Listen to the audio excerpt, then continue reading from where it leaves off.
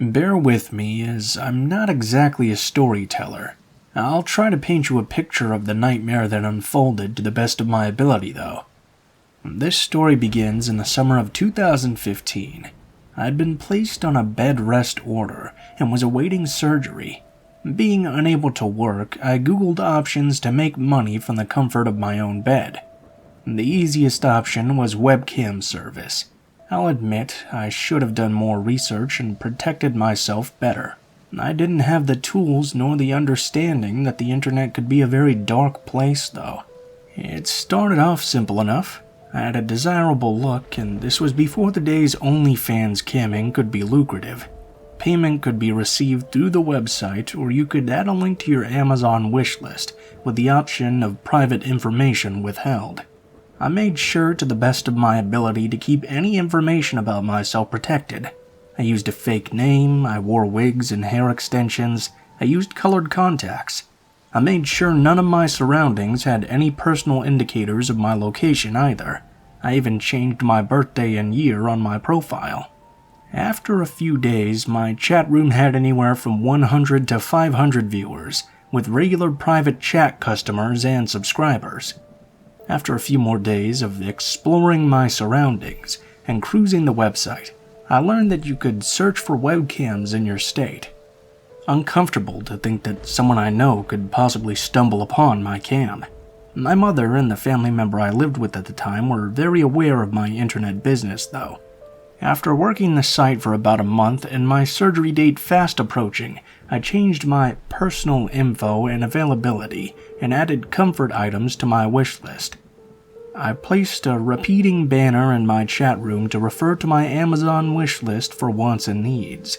A week before my procedure at 1 a.m., I was sitting in bed. The lights were on in my bedroom, and being on the second floor, I felt comfortable to keep my blinds and windows open for a nice summer breeze.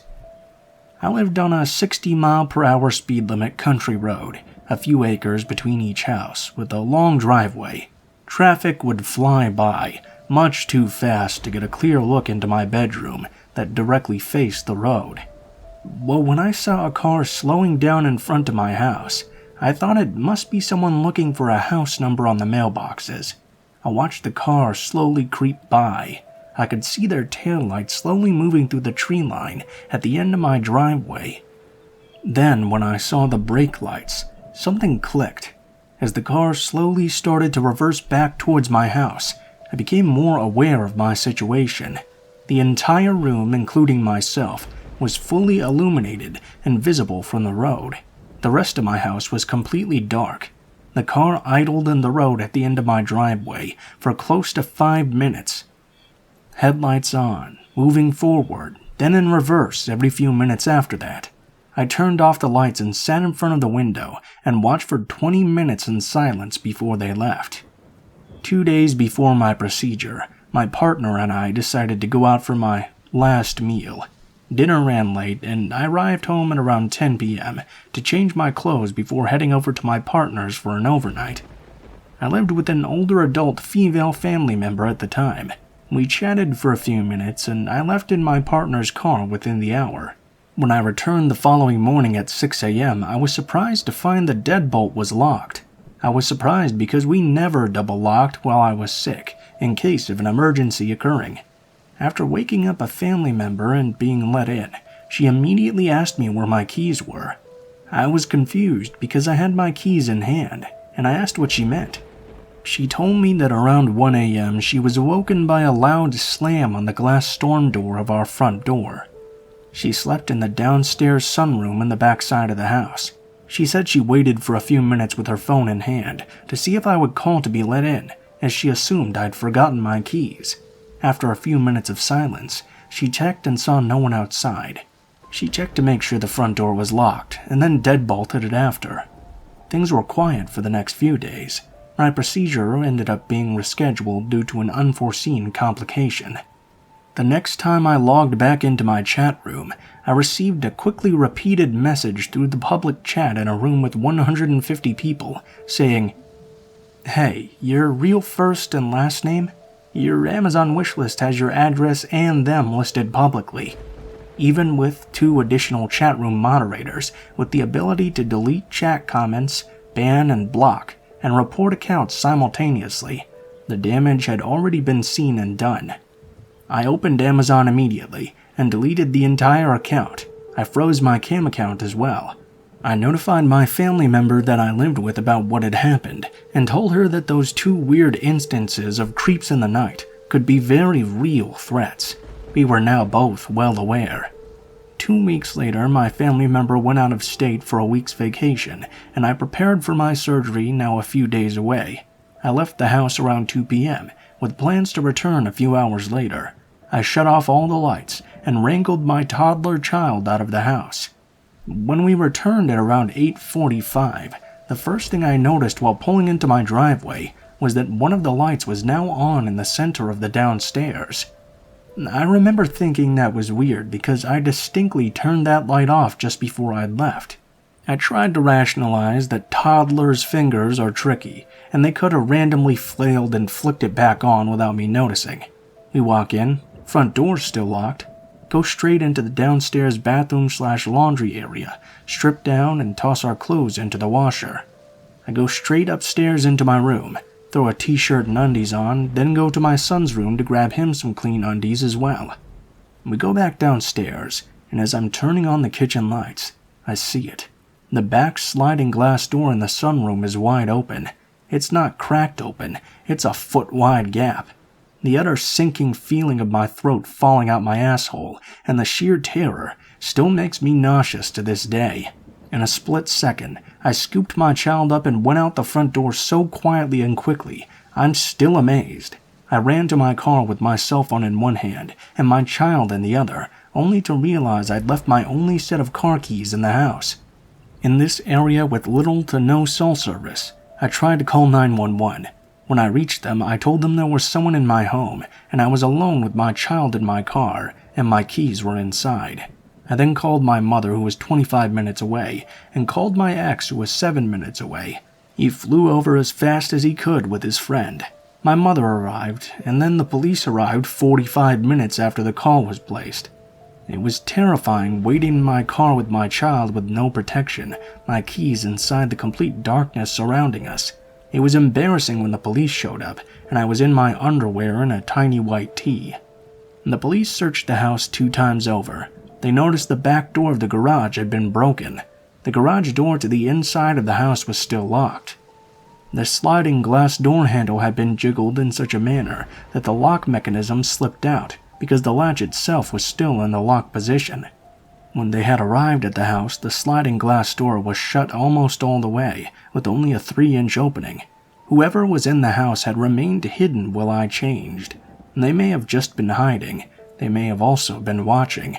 There's no doubt they were still waiting for me to arrive home, though. I have a long driveway that they would have seen me pull in, and then heard me messing around with my toddler while getting him out of the car, walking up the walkway, then unlocking the front door and entering. The thought of all this alone haunts me. No electronics were found missing, no jewelry or valuables either. They asked me a lot of questions before they left, and suggested a home alarm system and adding some new locks. They also told me to look out for any missing personal items, like photos or clothing. The layout of my property is also a bit strange. We had a small backyard that sat on top of a hill that went down to water access, and the surrounding area was wetlands. The front of the house had motion sensor lights, so when they left, they stayed on the backside or far side of the house. They would have had to know the lay of the land, or taken a serious chance running into the swamp or falling down a steep hill into the woods. Also, with acres of land between houses, where was their car? Or maybe they had someone driving or waiting down the road with a getaway vehicle. Well, to the person or persons who broke into my house and waited for me to arrive, I hope you fell into the swamp on your way out, and let's not ever meet again.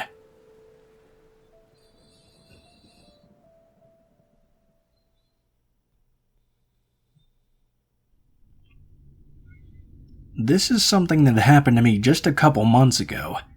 I love Facebook. I love memes. I love talking to new people. I love long comment sections. That being said, I never give away any personal information, such as where I work or live, my birthday info is private, so on and so on. I've made quite a few friends that I don't know personally but agree with or had really good discussions with. So, after commenting back and forth on a friend's post for a while, it was no surprise to me when Tyler messaged me. It started off fairly simple. We just talked about the post we'd commented on, how-do-you-dos, common interests. I was excited to have a new friend. He seemed interesting and we had a lot in common. I'm not a beauty queen or anything, but I let him know after about an hour of casual conversation that I was taken happily. I enjoyed his friendship, but it would not lead to anything more since I was going to get married next year. He seemed a little bit upset, but respectful. Great. I told him goodnight, went to sleep, and thought nothing of it. The conversation continued on for a few days. Eventually, he started to get a little bit pushy if I didn't respond immediately. I told him I was very busy, so I may not always answer right away. He apologized and told me he was just bored and lonely. I started to put a little bit of distance, because he didn't really back down. I didn't want to completely give up on this new friendship though, because I hated the fact that he was so lonely. One day, he randomly messaged me, saying he wanted to have me in his arms. I immediately nipped that in the bud, reminding him of my relationship and telling him if he didn't stop, then our friendship would be done, because I respect and am loyal to my fiancé above anyone else. He immediately lost his shit, messaging me saying he didn't care about my fiancé, making threats towards him. I stopped messaging and selected to put his messages on ignore. He could still message me, but it would not go to my inbox. I made a post about it. A friend of mine commented and said he'd done the exact same thing to her, except he knew where she lived and would show up outside her house. I freaked out and went to see if there were more messages from him, because she told me he was bad news and I should call the police if any threats were being made. This is where the shitstorm really begins. He messaged me well over a dozen times, all different kinds of things. Started off kinda taunting me for not answering, then moved on to him messaging me about some asshole who cut him off or was driving too slow for his taste. Then him saying he was going to shoot the guy and it would be my fault because I'd made him so angry by ignoring him. I messaged him telling him to leave me the hell alone and stopped replying for a while. He started messaging me again, narrowing down on where I lived. That really freaked me out, as I'd never told him even a hint about where I lived, or anything even remotely close to my home. The only thing I had ever said was I'd talk to him later because I was going to Arby's to get some food and my phone was dying, yet he somehow knew I was 7 minutes from the Arby's by my house, exactly how long it takes for me to walk there. There are even several different Arby's in my city. Then he started narrowing down to what street I lived off of, down to knowing a 4-door black sedan was linked to my address, which there was, but not in my name. It was in my sister's name when she'd registered it as an Uber. That was enough for me. I called the non-emergency line. The police refused to do anything, of course, saying until he actually showed up or did something, there was nothing that could be done. Never mind that he was sending me pictures of dead people and saying that was going to be my family and narrowing down my address. Unless he actually showed up physically, I was screwed. All I could do was apply for a protective order, so I did. And Tyler kept messaging me, so I told him there was a PO in place and he needed to leave me alone. He responded that there was nothing that could be done until he was served the papers and signed them, which is technically true. My fiancé is in IT and has a cousin who's pretty tech-savvy as well, and managed to get the last couple of addresses Tyler had. The police couldn't find him at either of those, though. We had license plate numbers, address, full name, birthday, yet he somehow seemed untraceable. He stopped for a while, but the day of my court case to have the PO extended to 2 years, he suddenly started back up again. My fiancé filed criminal charges for the threats he'd made. He'd said something like, "Someone could come and shoot you in 15 minutes." Well, his last known address was exactly a 15-minute drive from my house. I've spent the last couple months completely afraid. He was arrested and served finally. I think he was caught speeding or something. It turns out he has a history of this. Multiple charges, all dropped or dismissed. He's done it to a couple of my friends who showed up to my court case for the criminal charges. They dropped everything from felonies to a misdemeanor disorderly conduct charge with 12 months suspended jail time, depending on his behavior, because they couldn't prove it was him and not someone else behind the keyboard. Especially with me never having seen his face in real life before this court date, even though I had 2 people who had received messages from him and seen him face to face as well. I can't sleep. The slightest noise wakes me panicking. It's been hell for my family.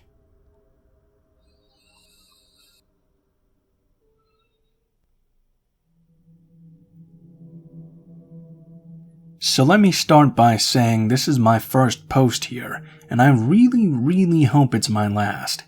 I've been struggling with this for a few years now, and I still have a hard time talking about it. First, some backstory, so you can understand the story I had with him and why it messed me up so badly. Almost 12 years ago, I met a guy, Charlie, online in a video game. We played together for a while, talked every day, eventually exchanged phone numbers, started texting, calling, and inevitably developing feelings for each other. I decided I was an adultish woman at the ripe age of 19, almost 20, and that I should make the 3,000-mile move to be with this guy. At this point we had been talking for almost 2 years, and I felt confident in this choice. He promised me everything a girl could ever want in a relationship, and I fell for it hook, line, and sinker. I arrive in a southern Texas town, and he picks me up from the airport. We drive to his house. We planned I would live in his grandmother's house, being as it was vacant, and I could afford the rent. He said since his grandmother had passed away, it was something he had cleared with his aunt, and I was all good to move in. He originally told me he would move in with me too, which never happened in the end. The first red flag should have been when he hid me in the house. He never got permission for me to live there, and it turned out that the house was going to be sold in a scant few weeks. I ended up on the couch at his parents' house, whom he lived with. His family is really religious, and he didn't want to let them down by finding somewhere else for us. So I lived with them for a few months, paying rent by cooking and cleaning for his family. I get a part-time job working with Charlie at a major clothing retailer. This is very important later on. I go to his church, fit in with his group of friends, and everything is great at first. His family really likes me, and I was enjoying my time in Texas. The second red flag I missed was his hesitation to introduce me as his girlfriend. He would simply introduce me as his friend, and tell people we were just friends. In private, though, it was the opposite. He would tell me he loved me, how much he cared for me, and that he couldn't wait for us to live together. Everyone knew Charlie and I were together, but he denied it hard. After about 6 months of this, I'm approached by some girl whose name I can't recall. She basically tells me I've stolen her man, that one day some girl is going to weasel her way in like I did, and I'll know her pain. She then leaves. I never see her again or anything.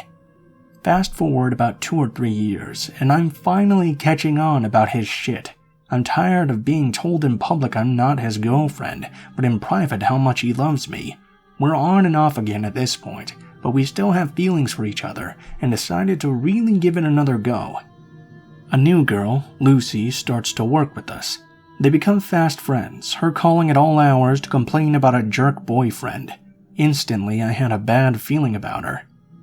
I hated her, but I tried so hard to like her and be friends, inviting her over for drinks, taking her to concerts, you name it, I tried it, against my better judgment. Her birthday comes up and he takes her to lunch while I'm working. I see this picture he posted of her on Facebook, and the look she is giving him in the picture, I just knew he was screwing her. My heart sinks. I confronted him, and he tells me it's an unfair question to ask if he's sleeping with her, so I break up with him and decide to stay friends. Biggest mistake of my life. Lucy starts talking about Charlie, his skills in bed, bad-mouthing him, spreading rumors at work, just all kinds of crazy stuff, and she blames me. Around this time, Charlie was also passed over for a promotion at work and makes this offhanded comment about how he's going to shoot up the store because of this, another red flag I chose to ignore. Charlie was let go. The rumors run wild. I stayed silent because of an investigation at work about the rumors and the comment Charlie had made about shooting the place up. I wanted no part of that mess. About a week, maybe 2 later, Charlie asked me to go to the movies with him. I said I would go. He kidnapped me, taking me far into the back country, far, far away from anywhere. Smack dab in the middle of nowhere. He parks the car, and I feel super scared at this point. He hasn't said a word in over 30 minutes, and I don't have cell service. He pulls out this gun, cocks it, points it at me, and tells me to tell the truth, or he'll kill me. I started crying, telling him I had no idea what he was talking about. He pulls the trigger. It's empty.